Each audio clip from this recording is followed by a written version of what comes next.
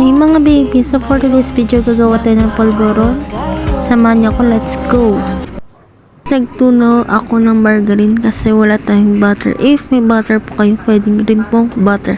Wala po akong butter, kaya margarine lang po yung ginamit ko. Pagkatapos ay gumamit ako ng strainer para isala yung all-purpose flour or harina para hindi sumama yung mga insekto. Nang dapat kalakas yung apoy. Halo-haloin lang ito para hindi ito masunog. Halo-haloin lang ito para ma-achieve natin yung gusto nating ma-achieve. Pag ganyan niya pala, okay na yan. Ayan, pag ganyan niya yung harina or all-purpose flour. Tapos ilagay niyo 1 cup of milk powder and brand of milk powder pwede.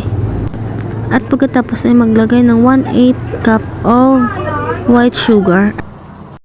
Pagkatapos ay ilagay niyo yung margarine or ang butter. Pagkatapos ay maglagay ng 3 teaspoon of cooking oil.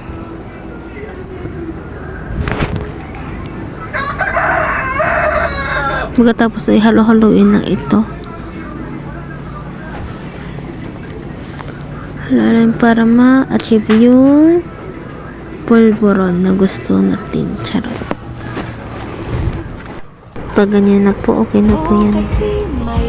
Dito lang muna mga baby ko. Bye-bye. Thanks for watching.